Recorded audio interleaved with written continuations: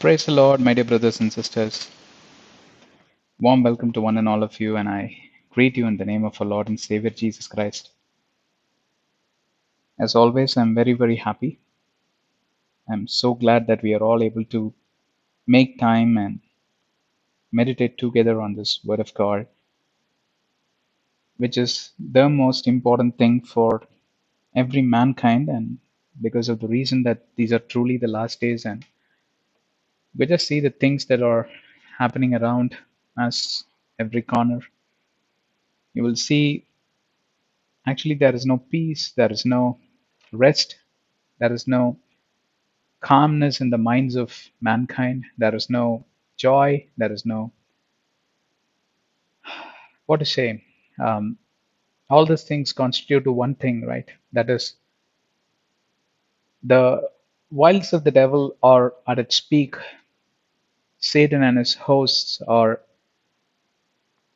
definitely at work, much aggressive, much better, much worse, whatever you call it as, than before, because they surely know that these are the last days and they have no choice. They have to defeat the mankind. They have to get as many as possible on their side, and that way they are still thinking, right? Then, I mean, Satan and his host, the one thing that I see as an act of stupidity is the reason, very reason why they do all these things, go around and because they cannot defeat Jesus, who defeated him on the cross, right? Or defeated them, Satan and his hosts. And they cannot defeat God, our Father, because they just know that God is the God over heaven and God over hell. Hell is not something which Satan created and he jumped into it. No. Hell is a place which is created by God. And the lake of fire is also something which will be created by God. And God is the Almighty who has all might in his hands. That's why he's called as Almighty. And he is the Lord over everywhere. And we see many phrases in the Bible that wherever I go, I will see. I will see you. If I were to go to the hell, I will see you there. If I were to go in the middle of the sea, I will see, because only you know the place of where the Leviathan is put. And God asks the same question to Job. Yeah, there are two reasons why he is very aggressive. Number one is the stupid fellow thinks that he could gather up such a large gang of people, a large bunch of people to fight against Jesus and his horse, and the battle in the valley of Armageddon. And surprisingly, the Israeli government have preserved that place. It is like 50 miles width and whatever, like 20 miles or 200 miles length or something like that. They have not built a single structure. Why? Because they, although don't trust in Jesus, they believe in scriptures, and they've kept it like that. They have deployed military and they're taking care of it. Now this guy thinks he can deploy his army and somehow fight against Jesus, giving that shot, giving the best try and all that. Whatever best shot you give, like how Pharaoh and his army gave that best shot, they were the powerful host of army, like superpowers, like how you see today, US is the superpower. Egypt was a superpower, and after that, Rome became the superpower in the early age of Christianity, and all Rome is known for its superpower, right? And even the best of the superpowers, they cannot fight against the King of Kings and Lord of Lords. There isn't anything that matches up to his, um, what to say, his caliber or his threshold, or there is no way you can measure up your powers and your forces against the host of God. And that's the reason we always need to stay by the side of God. And the more we get to his side, the more we get into light, right? And that's one reason that he may gather up as many as people and fight against Jesus and his host, and one last try, and he's going to be um, successful, is what he is thinking. But unfortunately, that will never be the truth, or that will never become the truth. And the second thing is, devil is full of bitter envy. He doesn't want to burn in the lake of fire all alone. He wants a big company of people, right? That especially God made people. God only created, right? He's the creator of heaven and earth, and He created every one of us. Any one of us have any doubts in this room that we were not found by God and we were found by devil? Devil is not known for constructive things. He's known for destructive things. He's the destroyer. Bible says he's the murderer, bloodshedder. Yeah, he's a kind of the rowdy sheeter. He moves around and gathers up all the bunch of rogues and rascals, and he goes around and wages war. That is his job. There is nothing constructive, nothing good that could proceed from the devil. Without a doubt, I can say this. Anyway, so truly these are last days, and we need to definitely ensure that we understand this very clearly, vividly. Okay, now welcome to this series where we are dealing from the life of Rahab. I can call her as my beloved sister, or I can call her as my beloved great grandmother of Jesus, right? And this is our, I forgot the number, eighth session, I think. And we had been having a terrific exercise, um, or a tremendous exercise from this great sister who lived her life, um, making that fruitful decision that she wants to live her life for the God of Israel. Although she didn't know anything about this great God, but she heard things, what this great God had done. And that's enough for her to have that faith in that God Almighty.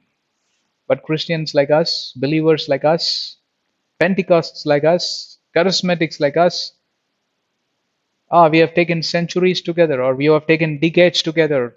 You have been born and brought up in a Christian family and Christian background and Christian name and all that, but you don't have that kind of faith, even after hearing Jesus for a very, very long time.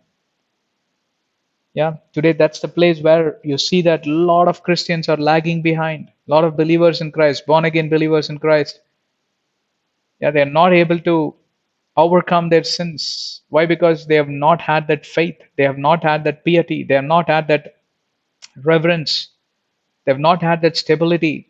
Yeah, they have not had that steadfast attitude, right? All these are related to mind, your attitude and behavior, and most importantly that also touches upon the spiritual values and the spiritual doctrines and the spiritual priorities that you had learned from the word of God, right? All of these three things could be quantified and measured versus looking at your lifestyle, habitual practices, your faith level, and what you trust the most. And in the middle of challenges and troublesome moments, what comes out of your mouth and what is your reaction and what hits your mind first, negative thoughts or positive thoughts.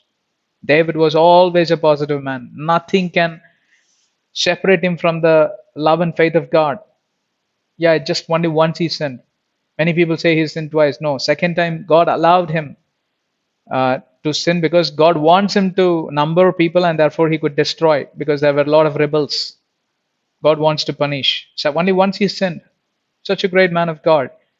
But except him, there are definitely few more people. Yeah, we read in the book of Hebrews 11, champions of faith, Abraham, Sarah, Lot, and all these people, if you analyze and see clearly, they have a lot of sins in them. They were very, very sinful people. They made quite a lot of mistakes. And Bible doesn't hide that also from us, right? And what I want you to know is definitely don't live with this assumption that once I'm going to be perfectly all right, that's when God is going to call me. That's never going to happen today or never until your last breath. Why? Because we will definitely attain that perfect state or state of perfection 100% only after reaching eternity. But what is this Matthew 5:48, brother? You always used to quote this verse. I'm saying it is possible on earth, but then it is not easy. You understand? Paul, who said that imitate me as I imitate Christ. which means what? He almost met the level of Christ. Yet, on the other hand, he says that my spirit wages war with the flesh, and I have this problem every day. And that makes him to inculcate the conscience that I'm still not perfect.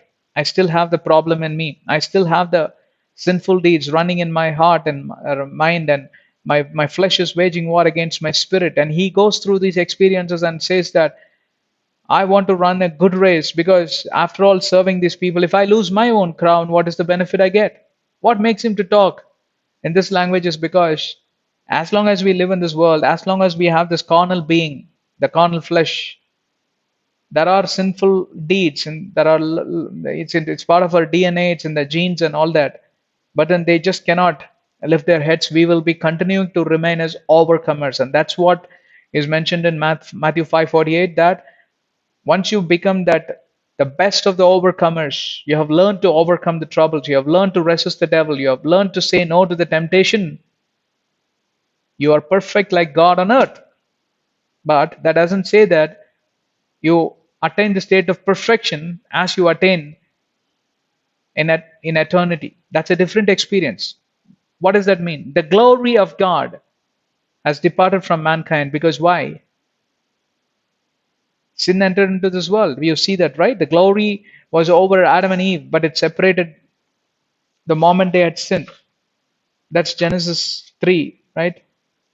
You will see that, they are saying, we are naked. Then the Lord called to Adam and said, so he said, I heard your voice and I was afraid because I was naked and I hid myself. Who told you you are naked? Because until then, the glory of God was around him. But the glory of God departed. Yeah.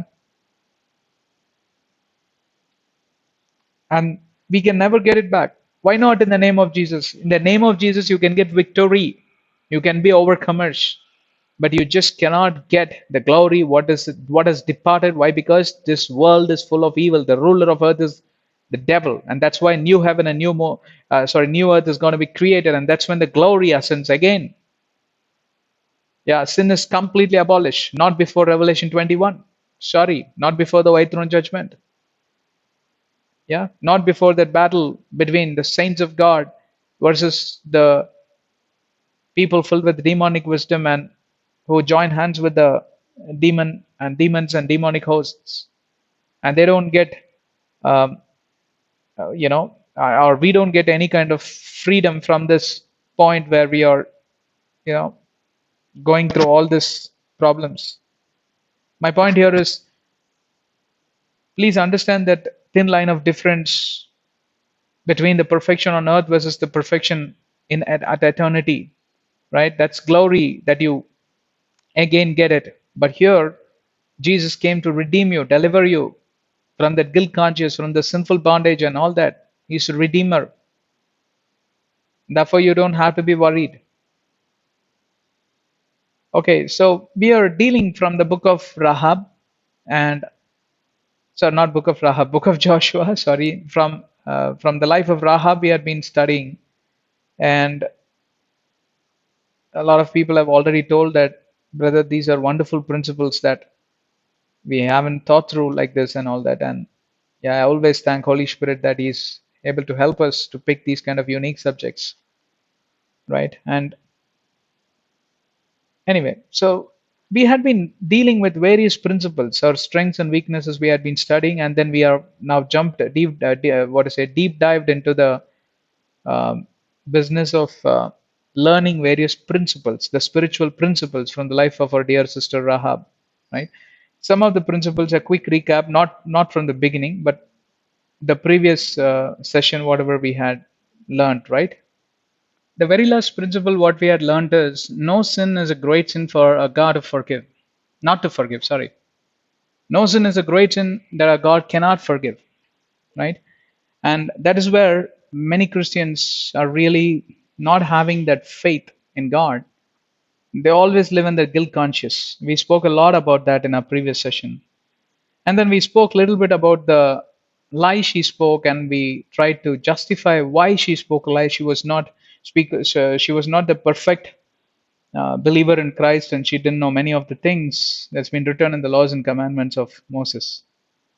In continuation to what we had been discussing, I would like to move on um, to our next principle, where we will have to understand few things more, and we are not yet done. I'm not in a rush. God protects many for the sake of one person, on which we touched in lesson number 4, I think. Right? If for one person's faith, God is able to save many. But we did not discuss that principle in holistic perspective. Therefore, I would like to spend a little more time there. Right? Now, just to get a little bit of insight, Rahab was not the only Canaanite, right, who was saved. It could have been very easy for Rahab to think about her own safety, all about me, myself, I, myself, me. Have you seen some people? Always they walk with this attitude, I, myself, and me. First, me. Or anything bad happens, why me? Immediately they will get into that personal mode of blaming God, blaming people, blaming situation, blaming circumstance, complaining, grumbling. Why? Why many people get into this quick mode of gossiping, not even gossiping, complaining immediately. They just cannot take anything, patiently, or they will no way be tolerant. Yeah. And the reason, very reason, is because they are self-centric, self-seeking spirit, lovers of themselves than others, Bible says. In 2 Timothy chapter 3, verses 1 to 9, it's written. You will see people at this end, perilous times, it talks about, the dangerous times, that these are the last times, last days, last ages. Yeah.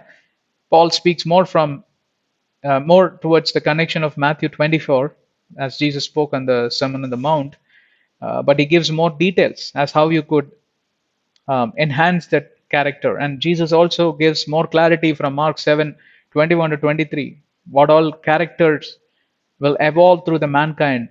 Really dangerous even to think of. It happens within the family, it happens within the community, it happens within the society, the place you work, and the play in your neighborhood. You will see this kind of character evolving. People will be lovers of themselves, and they won't have time. Even if they have time, again they will be using that time to develop their skills, and they will find ways to gain more money or more attention from others or more popularity. And you just go around and check, you will already see this attitude. By and large, you will see it anywhere and everywhere. Yeah. First it's me, and then comes next. Even within the family also, you will see such people existing.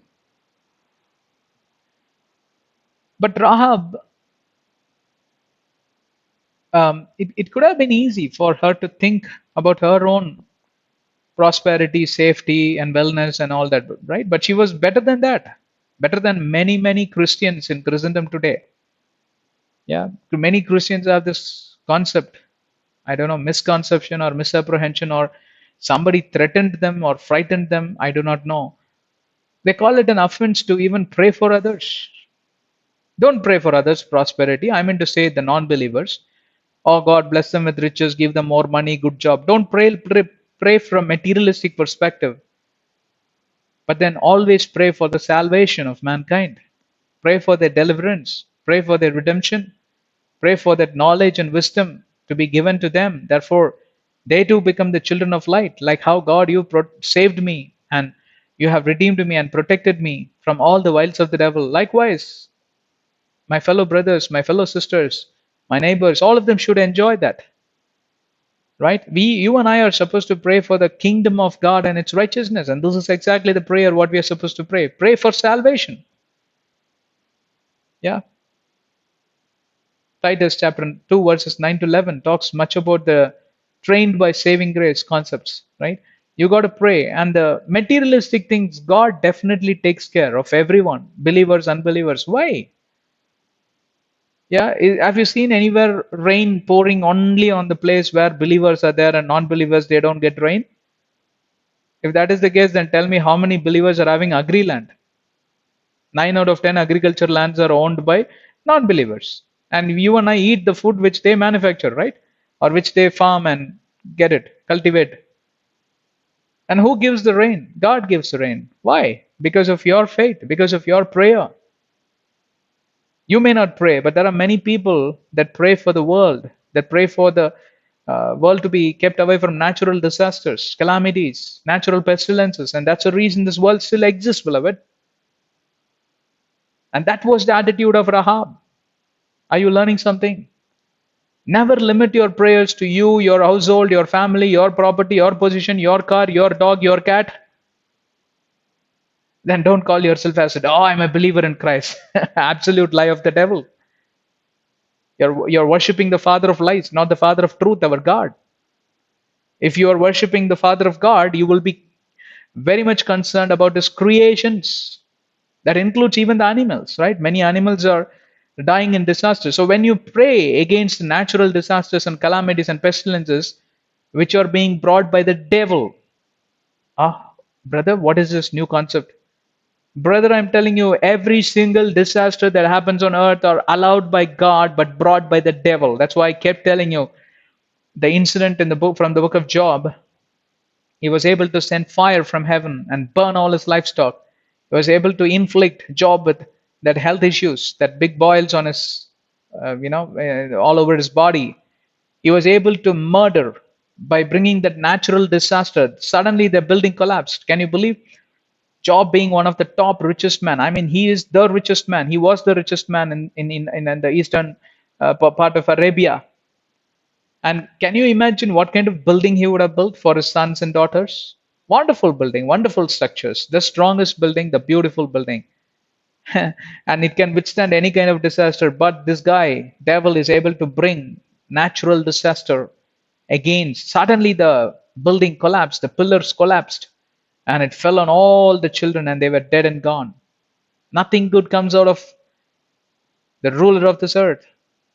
All good comes out of this earth, but then he brings disasters. And you will learn from the book of Revelation 6, the seven seals, right? Each of the seal, you will see a man riding on the horse, pale horse, white horse, black horse, and all that.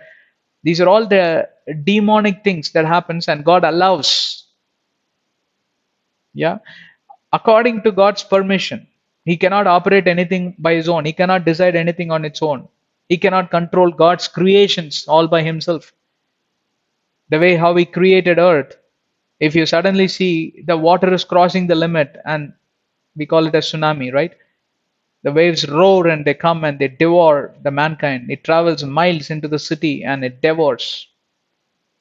It happens now and then. Why? Because God allows. Because the sins of the world are overwhelming. And especially when it comes to tsunami, I get reminded it happens in the coastal borders mostly. I'm not saying all coastal borders are sinful and demonic, but I will tell you 8 out of 10 coastal borders. Just observe and see what are all existing there. Very few harbors, very few fishing centers, etc. That's why I told you, or I would say 7 out of 10 places you will see big hotels, resorts, where they go and get into adultery, fornications, and they get into all sorts of drug addictions, alcoholics, liquor, and this and that, and they call it as entertainment, fun, and stress busters. They give all this great names, but you will see all nasty things are encompassed within these great names and titles. That's why God allowed that. You saw that tsunami happening in Indonesia region. It started from there, right? Sumatra or some place. If you observe carefully, that was the holiday center for almost all the rich people across the world. They used to come, and it was the primary center for prostitution. Yeah, later I got to know through someone. I also researched a bit, right? Why would God allow these kind of things to happen there? And not only that, right? In India also you will see majority of the places and being devoured. I'm just telling you as I'm just quoting one example, and like that I can go on and on with various examples. Volcanoes come, earthquakes happens, and all these things happens. These are all being brought by devil, and the reason is because there are very slim percentage of good Christians, which I told you, right?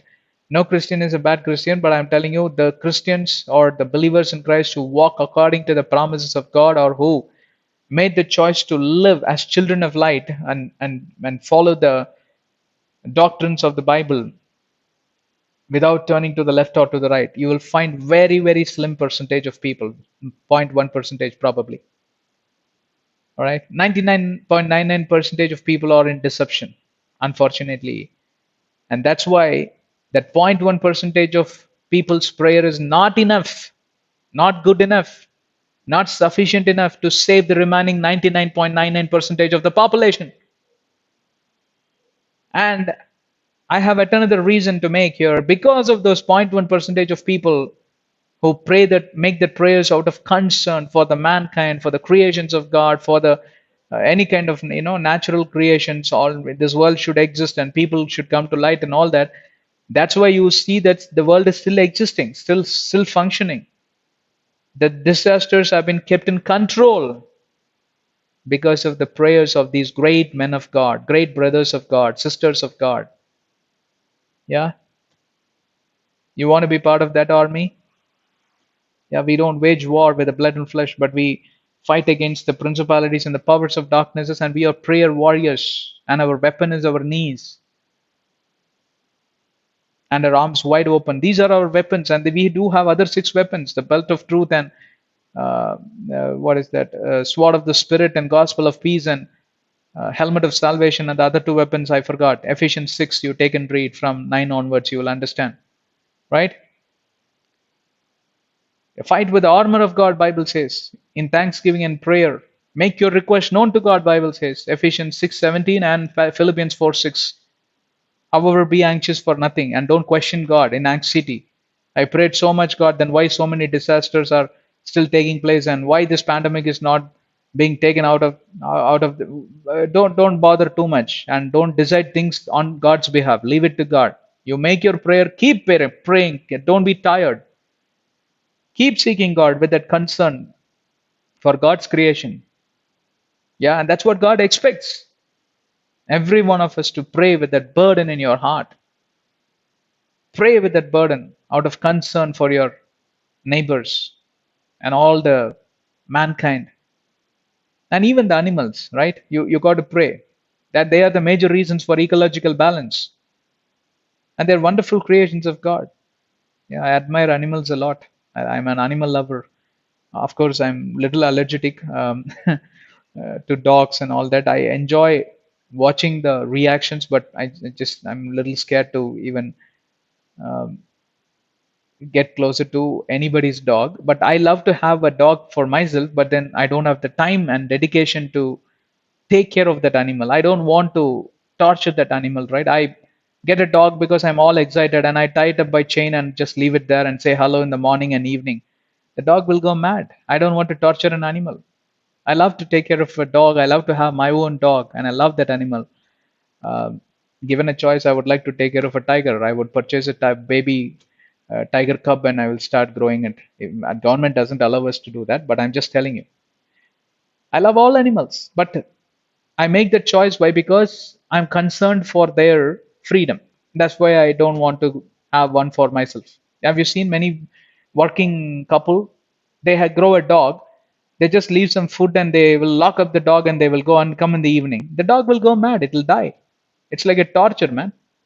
Please don't do that. Coming back to okay, we're not here to talk about dogs. Coming back here.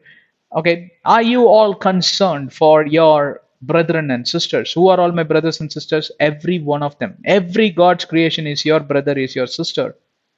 And definitely you should have that concern for every one of them.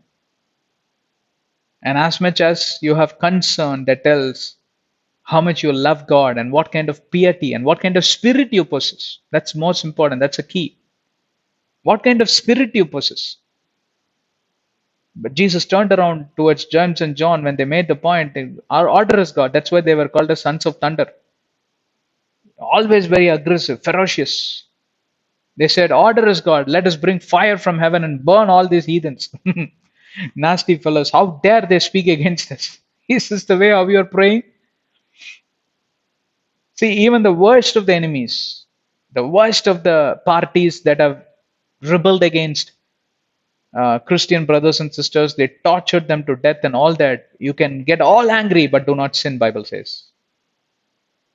Your prayer still be should I mean your prayer still should be made for their salvation and not for their condemnation or punishment, because Bible condemns that kind of prayer. That's not the reason Jesus came. He loved his enemies. He prayed for his enemies while he was being brutally attacked and hung on the cross with those 4 nails. Jesus said, Father, they do not know what they are doing. Please give them light, give them wisdom, give them knowledge. Send the guardian angels to minister them, or messenger angels to minister to them, as how they ministered to me in the Garden of Gethsemane. This was his prayer. Same prayer, Stephen, the first blood witness on earth after Jesus is gone, he makes the same prayer. And Paul the apostle inherited that concept from Stephen and Jesus. He dedicated his entire life for the mankind. He went around. He was one of the he was the religious fanatic guy. Now he became a traveler, fanatic in traveling across the ends of the earth. Almost all the parts he covered in Europe, and God used him mightily. Why? Because they have this concern. Where did they learn this principle? Perhaps they learned it from people like Rahab. Rahab, not limiting for their own household and their own soul and all that. First of all, you need to save your own soul and then pray for your household, then pray for your blood relations. This is the sequence you should start. Start it with smaller circles. I gave you 5 circles, right? The first circle is you. The immediate circle outside is your own family. That is your wife, children, husband, whatever, and parents and all. That the next circle is your blood relation, whoever is related to you, a far distant relative, closer. Then comes another circle for the entire mankind, creations of the world. All the circles, you cannot ignore any circle, by the way. It's all like intersecting circle. All 5 Venn diagram, right? Venn diagrams, right? They intersect with each other, right? All circles are intersecting. If you skip one of the circles, then it doesn't become a definite structure, which means it doesn't appear to be a definite prayer, a concrete prayer, or a stable prayer in the sight of God. But you cannot develop this habit in one overnight. It's impossible for you to get into this practice immediately after the water baptism. Yeah, you need to strengthen yourself in your spirit, in yours, by soul, by mind, by your spirit. You got to be a very strong person, for which you may take a couple of years or even more than that, maybe a decade. Don't, but you be very strong. First of all, at least if you don't pray for others, your soul will have to at least reach heaven, right? You do everything for God, but then you don't take care of your soul, and he turns around and say, I knew not who you were. But you would say, I did miracles, I would conduct prayer meetings, and I was a worship leader, I did this and that. Yeah, you did that, and all these people have gone to paradise. But how about your soul? Did you take care of your spirit? Perhaps Rahab, she took care of both. She first spoke about her. She thought through her position and her future and what objective she would have in her life to achieve. And therefore, she made a strong choice, a strong decision that yes, I am going to accept my God because I don't want my soul to perish. And I want to be part of this great God and his great family. It's as good as, like, convicting and or being convicted and then want to get into a different religion. In modern world's language, I'm speaking, right? Conviction. But it was self-conviction. Nobody came and preached her. Nobody came and pulled her by force. When the Britishers occupied India, they converted many people by force. And when the Britishers left, they all went back to the same religion. And that's why we are not for conviction. Believers in Christ should not look for convicting people, influencing people through your clever preaching and teaching. No, but then you should have that burden in your heart, that concern in your heart, that they should get that spirit of wisdom, knowledge, and light upon their sinful deeds. And also, Holy Spirit should help them to understand that Jesus died for them also. Not to be seen as that Western God or Christian God or Britishers God. No, absolutely. The method of conviction might be wrong, but their intentions were right. They want to spread the name of Jesus. But yes, of course, they did a lot of cruel things in India. I wouldn't say everything they did were perfect. Of course, they did a lot of cruel things. History says that, right? We all know. Yeah, but when you're concerned of your people, brethren, when you're having that burden in your heart, you will never feel happy when some cruelty falls on them, or when disasters takes place, or when they fall down, or when they get through accidents, or when they get through losses. That's why Bible says, do not rejoice when your enemy falls down. Why? Because you cannot rejoice when your enemy falls down, because you will always look at him as your brethren. You have that burden, you have that concern. You will love him as much you love yourself. Because why? You always want to stick to that second commandment, not by force, not by choice even, but your nature becomes like God's attitude, right? It gets transformed. Your spirit and the mind, they get into that renewal or renovation. So many people renovate our buildings, right? Old buildings, we renovate it. We do all this patchwork and painting and all that, right? Something like that. You need to keep doing this kind of patching work and tinkering work in your vehicle. That's your body, mind, and soul, spirit. Yes, and we covered that beautifully in the other series. 85 plus sessions are available already. I would strongly encourage you to please go and listen, listen, listen. That's why I'm saying it all starts with that inner circle. Yeah, you and yourself, I, myself, and me. We should be stronger, grounded and rooted in the Word of God, and stronger in a position where we will be able to redeem others, deliver others, talk to them freely about Jesus, for which you got to live a life in testimony. You got to live as witness of Jesus. And people who look at us, they should be witnessing, they should be testifying. Oh, truly, this is the man of God. People who looked at Paul, that's the way they testified. And that's why his message is reached people's heart very sharply, clearly, more transparently, more effectively.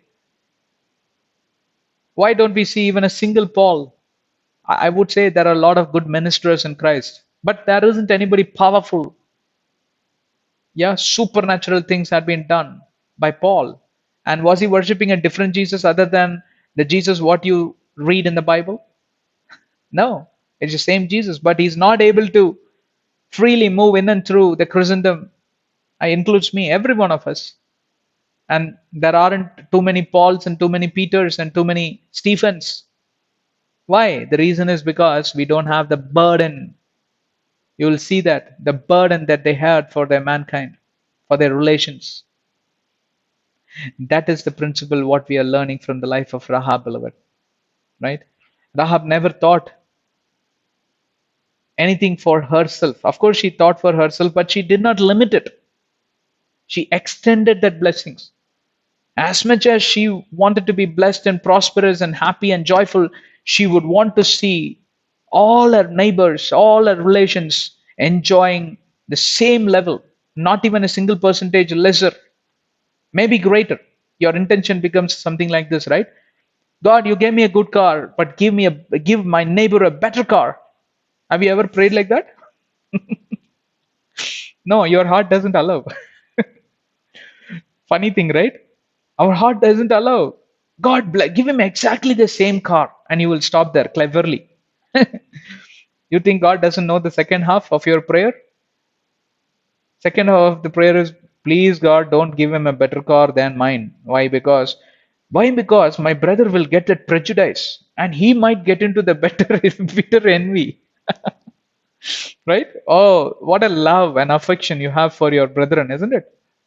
If you're a true brother in Christ, yeah, if you're the true child of God walking in light, you would always love others to be more blessed beyond what you have. You would see the others having. I'm not only talking about the materialistic blessings. If you're a minister in God, you would always want to see others doing better ministries, powerful ministries, bigger ministries. Absolutely, this is my intention.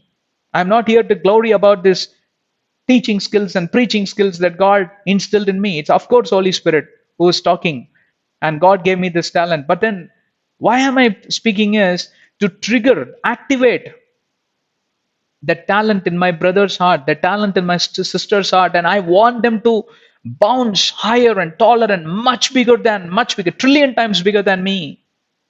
I want to hear such testimonies. If not on earth, at least in paradise. I want to see them. Brother, it's because of your message, which God spoke through you, that I got to know. I realized who I was and what talent is in me. And there onwards, I started to think differently. And God blessed me, and maybe materialistic also. They get a lot of blessings. They grow very rich, and because I was rich, I was able to help the poor, downtrodden, needy. I built hospitals and Bible colleges, and I was able to encourage missionaries and all that. God does great things through rich people. Never hate that richness, materialistic riches only. I'm telling, money is needed for everything, beloved. You need money to bless people. So don't look at it as money. Don't serve the money. Don't allow money to be your master. You be the master over your money. Money is a good servant, but not a bad master. Are you making such prayers? Oh God, my neighbor has got a car, but this is not enough for him. Yeah, the day he gets that big car, when you think of that only, it's so funny, isn't it? Because there is no way the human beings are able to think like this. And I'm no saint, right? I also have that feeling, but I overcome it. I realize, oh my goodness, what a bitter envy I have. In the name of Jesus, you bitter envy devil, get out of my heart. And immediately I will bless that person. Bless him more. Let him get a bigger car. Let him get a bigger promotion. Yeah. But I won't pray that let him get, bigger wife or something like that. Let him be happy with one wife. Now, don't go crazy to the extremity of, blessing and praying beyond what you're supposed to pray. Always have that limits, right? Every single thing has its limit. God has got its own limit. Not able to believe, huh? God gets angry when he exceeds that limit. Where is it written? Psalm 103, verse 9. I kept on telling this in many of my messages. I've already quoted this. Never ever imagine God is bound to compassion, slow to anger, everlasting mercies. He will never get angry because he can never get angry. No, lie of the devil. Of course, he gets angry. You want to know how much he gets angry? He sent serpent to bite the people. And he killed people by sending serpents in the Israeli camp, not in enemy's camp. He sent fire from heaven and he burnt people to death in that incident of where manna is not enough, give us more chicken to eat. Yeah, and when the chicken was coming out of the nostrils because they were glutton for food and they sinned, dreadful sin, gluttonous or gluttonous. Psalm 103:3, who forgives, no, Psalm 103:9, right? He will not always strive with us. Striving means what, pulling your hand. Don't go, don't go, don't go. Have you seen many mamas? They beg their children, don't go, man, don't go. I'm not allowing, and all that. This guy rebels and pushes the mama and goes and takes a peg of alcohol or whatever, right? Gets into nonsense. Our God will never strive like that forever. He will not always strive with us, nor will he keep his anger forever. He won't keep that anger. Each time you sin, he delights. Ah, wonderful. Beloved son, this is exactly what you should do. Come on, sin more. This is not enough. Many people live by the Nicolaitans principle, right? Where sin multiplies, grace multiplies. Go to hell, man. Who taught you all this? Show me in the Bible, where is it written? Those who have understood grace, they will never sin for the second time. Because why? They fall in the concept of repentance and not regret. 2 Corinthians 7:10. I have quoted this verse also multiple times. 2 Corinthians 7:10. For godly sorrow produces repentance to salvation. I've preached already, not to be regretted, but the sorrow of the world produces faith. Sorrow of the world. Sorrow of the world means what? Creations are getting into disaster, pestilence, this, that, and all. Faith, it builds. On the other side, godly sorrow, that I am not at all able to fall by the principles of God, and I am rebellious, I am stiff necked, and I am transgressor, and all that. You get into that guilt conscious, which is good, but you will not regret saying, oh, how sorry I feel. Next day morning, again, you go to the same liquor shop. No, you repent and you say, that's it, God, enough is enough. I'm done with you, devil. How many of us are able to say that? Then, yes, you are that beloved brother in Christ, and you have come into your senses where you're able to now live freely as a Christian and lead others by the side of God. Are you all with me or not? I'm still stuck with that one paraphrase, one sentence, that Rahab did not live her life for herself, but she wanted to extend those blessings to her household. And that is a very, very important character, important attribute in every Christian today. And I'm teaching you certain principles and illustrations through illustrations that if somebody prospers, immediately you get the better envy, right? Or I'm taking an extreme example, but I don't think people are even there. We find hardly few people into that maturity that if somebody is buying anything bigger than what you have is when you get into envy. But when they buy something very, very small which you had already got 20 years ago, that poor fellow had earned and bought only a car just now, immediately, oh, that guy got a car, huh? Brother, you had been driving the car for 3 decades, man. That poor fellow, he earned for almost 2 decades and he's able to buy the small car. You are not able to take it in. What kind of person you are? These are the kind of people that are living on earth. I'm not talking about unbelievers. I'm talking about believers in Christ who never have that attitude and they judge, especially when an unbeliever gets blessed. See, he worships that God and this goddess and he has not accepted the name of Jesus. Still see how blessed he is. Thank God that he is blessed. Therefore, God, as how you blessed him materialistic deeds, through materialistic deeds, bless him through, in the spiritual deeds also. And the moment you pray, you will cry, you will weep for him. Because why? These materialistic blessings upon whom this guy is relying will never take him to heaven. And I will see him from paradise. I can have a glance of who are all in the hell. And that's how the Lazarus guy was able to see. Rich man was able to see Lazarus, most importantly. And you know how much they will be cursing you, and you will be able to hear. Although there is a gulf doesn't have a soundproof, right? The sound travels, but you cannot travel. There is a gulf means big void, no bridges built between this and that. Nobody can travel from here to there to here, but you can hear each other. Correct? No, that's why Lazarus was able to, the rich man was able to communicate to Father Abraham, who was standing at the entrance of the paradise. The paradise has been named as the lap of Abraham, Father Abraham, father of nation, Israel nation. Okay, so imagine the situation where when you fail to pray for this guy, you forget about that level, right? You at least don't envy.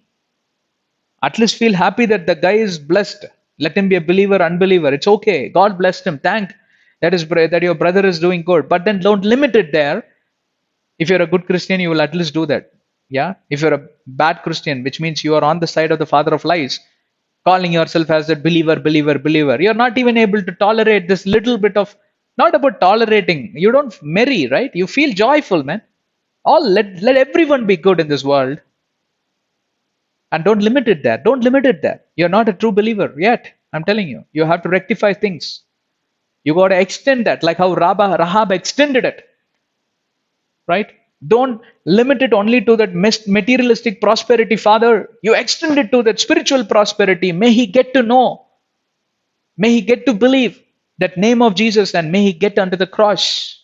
The opportunity you gave to a sinner, a wretch like me. Lord, I want you to extend it to my fellow brother, to my neighbor, to my co-worker, to my friend. And all these are unbelievers, right? And some of your blood relations, they are still in Catholic congregation. Many of my blood relationships are still in Catholic congregation. And I do pray for them with all burden in my heart. Why? Because on the day from paradise, I will be able to hear them cursing me. Me, it's very personal. This is the way how I take it. They will look above, and they will curse, calling out my name. This fellow, he failed to pray for us. He failed to intercede for us. He failed to be concerned over us. He failed to plead over us. And that is the reason I'm burning in this lake of fire, gnashing the teeth and throwing all curses. And imagine all the saints of God, they will be looking at you. Brother, how did you come to heaven? Imagine your shameful state, beloved. I'm telling you, continuously hearing these kind of curses, one fine day you will make a decision. I don't want to live here in guilt. Let me jump into the lake of fire. You will also jump. It's written nowhere in the Bible, but I'm telling you, it is not a pleasant experience, beloved. Because why? Their blood is in your hands, and God will definitely ask an account. You may still make your way to paradise for your good deeds and all that. Right? God is not going to condemn you. Because why? You safeguarded your soul, and God appreciates that, right? You lived by the doctrines, you lived by the principles of God. You were a true Christian. You followed Jesus as his life, way, and truth, as your life, way, and truth. Agreed. God accepts you. Come. But he will ask an account. What were you doing? And especially more so after now, you hearing these principles being taught from the life of Rahab. You heard that, no? Story. Nicely, you were nodding your head and listening. But what did you do after that? At least did your attitude change after you heard this message? God will ask. I'm not asking. God will ask. He requires an account of every single deed in your life. Every single thing that happens in your life. Every single minute that you spend on earth, you will have to give an account. There is no escape. Absolutely. Are you all with me? Don't you think this is the most important principle that every single believer in Christ should be abiding? If they abide in this principle, no, they have already abided in every law and commandments of Bible, because every law and commandment in the Bible is teaching us how we should love our enemies. At least the New Testament, 1050 commandments and laws are there. Old Testament, yeah, it is to build you as a person all by yourself. Your character should get transformed, your attitude should change, your spirit should get transformed, your mind should get renewed. It's all about you. That's old covenant. New covenant takes you to the next level. It's not only you. That's why there are only 613 commandments for you and yourself, and maybe your household, right? That your inner circle. But there are 1050 laws and commandments which are taught you to speak for this world, meditate for this world, pray for your neighbor, forgive others, treat them kindly, be gentle, be compassionate, let your words be seasoned with grace. Colossians 4:6, focus on the things that are above. Don't look down on somebody and focus on the things of the world and get carried away with that car, this promotion, that cloth, and this dressing, that suit, and this shoes, and all that. Colossians 3:2. Why? Because these are all temporary. Focus on things that are permanent, beloved. 2 Corinthians 4:18. That's why there are so many commandments and laws, although they are only 27 books out of 66 books, which is roughly around 40% of Bible. The remaining 60% is lying in the old covenant. Why? Because God had to really beat us hard, because we were hard nuts to crack, old covenant people. Why? Jesus was not yet born. Messiah did not come to this world. Holy Spirit helper is not available. Therefore, their spirits were roaming around as orphaned spirits and not easy for God to handle and not easy for them to understand. Therefore, God would not blame the old covenant people. Although David seems to be a very truthful person whose heart definitely turned to the light, right or to the left, whose heart was always after the heart of God, after the principles of God, after the doctrines of God, after the laws and commandments of God. But you know what that guy did? You should take and read what? 2 Samuel. The first few chapters you will find that. I don't have time to go there. He prepared a hit list. He became like a goon. He called Solomon, my son, come here, right? These are all my enemies. Don't spare anyone. Ensure that, especially this guy Shimei, right, who cursed him when Absalom chased him, and Absalom forced him to get out of the country, and he was running after his life. The Shimei guy came and cursed him and all that. Then he makes a beautiful statement, because why? Everyone were watching him, because he was the man of God. For everyone else's sake, he said out of his lips, not from heart. That's proven in 2 Samuel, first few chapters, that yeah, God allows this, what to do. Perhaps for this situation, God will give all praise, will elevate me and will bless me and all that, he says. Because why? Everyone were watching. But in his heart, no, he never forgave him even 0.1%. He had earmarked him. Fellow, because he has faith in God. Definitely he knew, because it was not the first situation for David, right? He had gone through this situation many times. In fact, his whole life was full of struggle, wars, and bloodshed. This was not new for him, and he knew his God is definitely going to deliver him. That is the faith. That is a speciality in David. That is different. That is all about himself. But when it comes to other people, for example, his attitude towards his enemies, what a hatred, what a revenge, what an avenging attitude. He would definitely don't want to forgive him, but he acted. He was like a hypocrite. He was perfect all by himself, beloved. Don't misunderstand. David is a great example, exemplary character. I'm not talking about him, but I'm talking about his attitude towards others, especially enemies. He made a hit list and he said, Solomon, come here. Before even you build the temple of God, I have already gathered all materials, architect is ready, everyone is ready to help. You have to just govern it, okay? The temple will be built. Don't ever worry about it. Come here. I have something else to tell you, my son. Come here. He gave that big list of things. And you know who topped the list? This Shimei fellow topped the list. And there is another guy, Abner, the commander of his army, who was working for Saul, and then he became his team, and that guy killed somebody, and that is good. Now, those are the things which you have to, according to old covenant standards, he had to avenge according to the law, right? Everyone will have to pay the price for his brother's bloodshed. Okay, that at least is okay. But then this guy did not forgive Shammai. I was really shocked when I read that. And for so many years, I didn't even get into those details. I was simply going through the list. But one day, Holy Spirit said, read the list carefully. Don't you remember this name? Then I went to First Samuel where he spoke beautifully. Oh, you know, Shimei said this to me. Oh, may God turn this day to be a day of curse to be a day of blessing in the future. And all that he makes. Why everyone were watching. But he calls his son secretly. Take care of that guy cleverly, you know. And anyway, Solomon is a crook, according to me. He didn't do anything greater other than building the temple of God. And I'm telling you this again: 3/4 of the work for temple of God, his father only did it.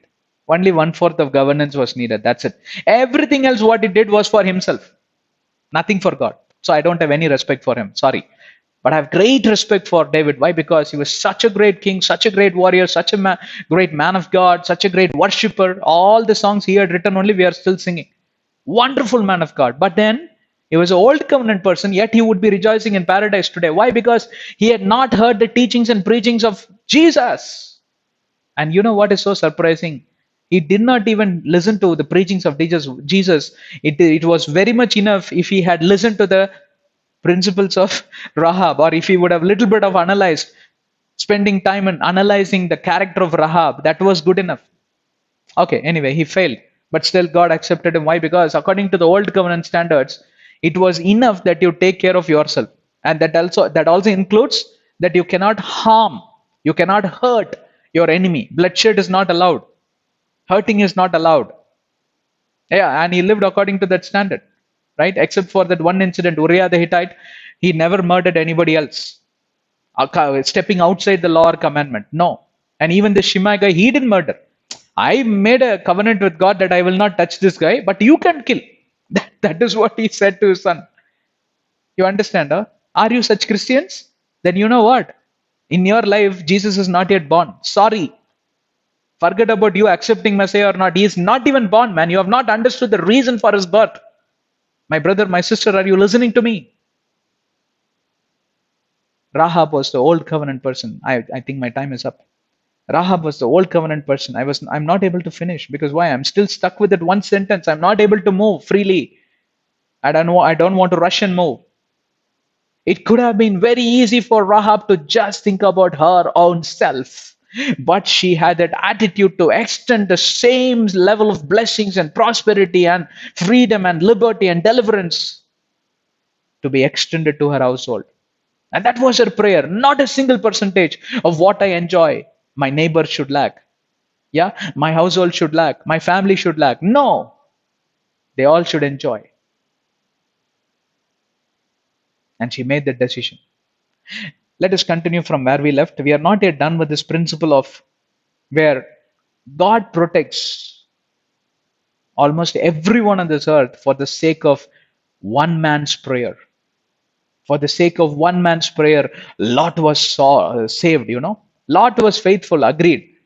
But then, not without Abraham's faith for his nephew and that prayer and that attitude and that burden he had that Lot should not be destroyed. My own nephew, my own blood, my own relation. I would never be able to take this in. And that's why God made his way away and then he came back again. Because why? He heard that burden in his heart. God is able to hear those burdens. The prayer that you make out of burden, no, God really pays attention. He gets worked up, man, I'm telling you. He doesn't get worked up that much when you pray for you, yourself, and all that. And for your dog and cat and your wife and monkey and all that, right? Oh, I'm sorry, I didn't mean that way, okay? Wife and monkey, now don't take it, oh, all wives are monkeys, and not like that. I just came out, right? You pray for yourself, your own things. I don't think God gets worked up and excited. Of course, He hears, okay, man, I will bless. But when you pray for others with that burden, as much as that burden Abraham had for his nephew, oh my goodness, he heard that voice. Abraham did not even open his mouth yet. I'm sure he was thinking about it, but he was not dare enough to ask him. Abraham stood quietly there, but in his heart, loved up, loved up, loved up, loved up, lot. Yeah, it's not just loved ups he heard. Lot. He turned around and said, my friend Abraham, how can I go and do things without your knowledge? He just turned the conversation, toppled it. Because he didn't want him to feel little low and all that. I heard, man, why did you hide it? All this time I was sitting and eating with you. No. What is in your heart? Why you did not honestly tell me? God is so gentle, beloved. I'm telling you, if you learn from the character of God, you will be amazed. What a loving father, what a compassion. He turns around and he gently says, can I say or can I do anything without telling or informing my dear friend Abraham? Look at his gentleness. But he knows very well what is in his heart. Immediately, Abraham pours it out. Abraham was also very clever. Very gently, he said, if there are 10 righteous, will you spare that place? God also understands. No, you are making such clever prayers. God understands, man. Please don't, brother, my sister, don't waste your time in the presence of God. You are a hypocrite. But God is so gentle, but don't misuse that gentleness. Like Abraham didn't misuse, but Abraham didn't have a choice. He was very scared. Because what? Father, Son, Spirit standing right in front of him. He's trembling already. His knees are knocking. But then he's trying to strengthen himself and talk. If 5 people are there, will you spare? If 3, then 2, then he says 1 person. I know who that person is. God says, your nephew, Lord, no, don't worry. If there is 1 person available, I will definitely not destroy that place. But then when God went there, he saw the nasty behavior of this mankind. He changed his decision, yet he remembered the promise what he made to Abraham. Bible confesses that. Bible registers that. He pulled Lot and his household by hand, by force. You know, this idiot fellow Lot, I don't know how he took place in Hebrews 11. I'm telling you, it's because of his uncle, Abraham. He got his place. This guy was not ready to move out of the place. Read it very carefully. I don't have time to, it's really getting bigger and bigger. I don't have time to talk through it. Angels will have to catch them, hold them by their hands, and they have to forcefully move them out. Why? They are so attached towards that materialistic blessing.